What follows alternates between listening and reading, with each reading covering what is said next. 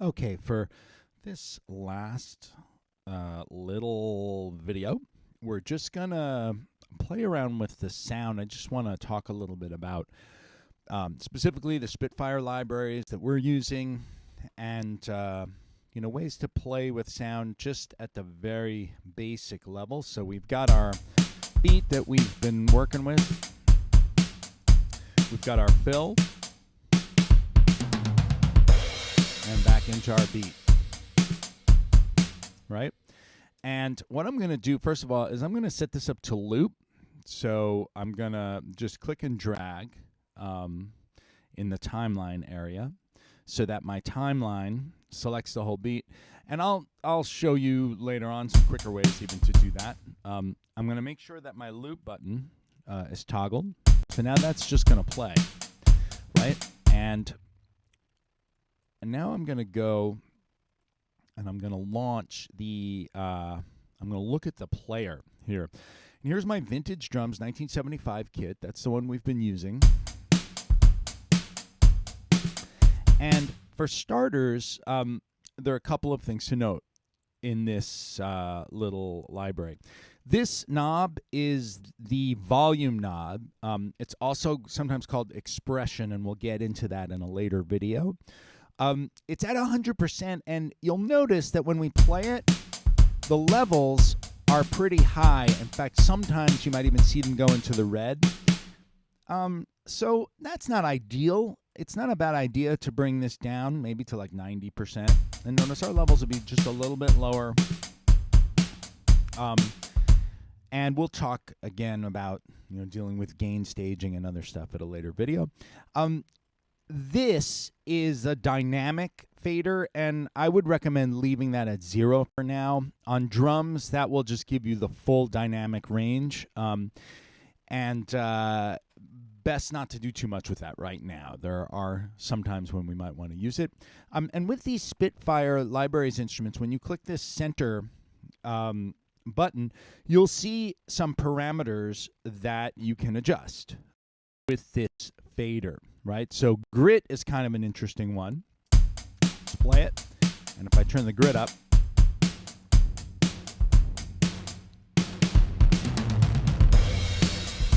kind of interesting.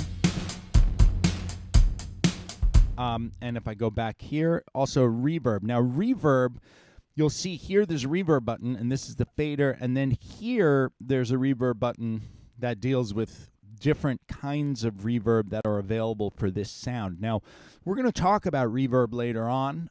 We sometimes might choose to use our own reverb in the DAW in Reaper rather than the one that comes built in with the sound. But for now, it's pretty simple to just add some reverb. And we can play around with a different kind. We can try plate. That sounds pretty fake to me. We can try toasty. That's all right. So these are some of the parameters we can play around with. We can also play around with the actual sound. So this vintage drum sound that you've all loaded also has this other sound, the animal kit. So I'm going to double click that and load that in and see what that sounds like. Different. And notice that our settings got reset to 0. Turn the grid up on this one.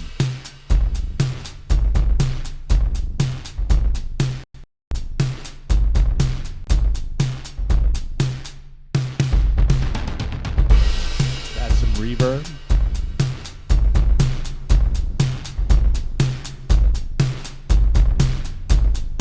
So that might be something you like. Now, another thing you could do, and this gets a little bit beyond the scope of where I think we're set up for right now, but I'm going to look at my Spitfire libraries, my whole set of instruments, and I have some other Spitfire Audio Labs libraries. These are free that I've installed. One is percussion. It says percussion. It's really a drum set. Listen to what happens when I switch the sound to this. We'll give it a second to load, and let's hear this. That's a completely different kit.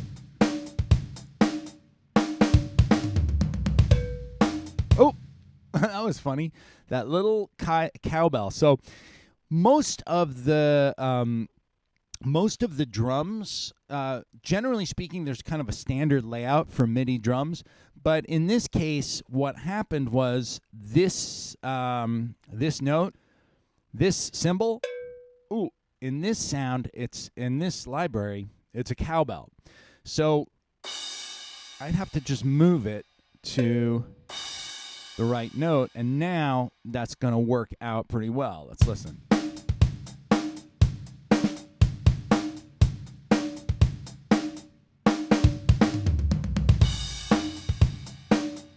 I don't know. I'm kind of liking this sound almost better than the other one. Our parameters here are variation, which is one you just have to kind of play around with. I'm not sure exactly what that does in this context. Tightness.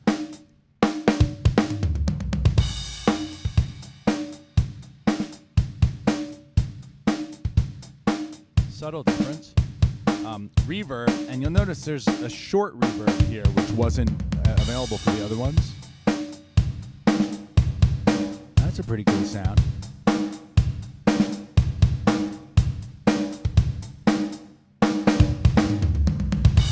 So all of this is just playing around with the instrument itself. And one thing I'll say is when you're working with MIDI instruments, and this is a mistake I think a lot of people make, before we go into adding EQ and compression and distortion and plugins and other kind of effects to alter the sound, it's not a bad idea to just get to know the library or libraries that you're using. Get to know these different sounds. So if you load up Spitfire Percussion, I think there's actually one other. I think there's one other library that's just called drums. Let's hear this one. Oh yeah. And notice this one doesn't even have any kind. It's just reverb. There's no ability to choose different reverb, but I kind of like that.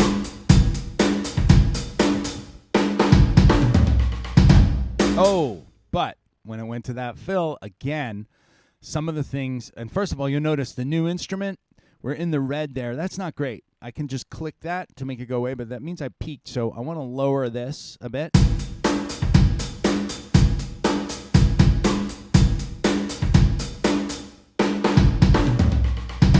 So right here in that fill, those are all like the rim of the drum.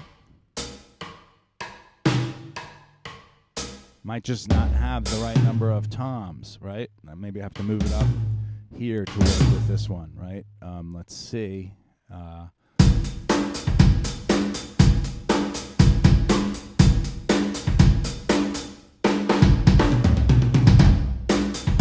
Right, and we're not getting that cymbal hit.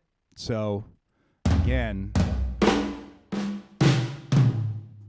we got to just, there it is. We got to figure out where to put that note so that we're going to get that sound we want.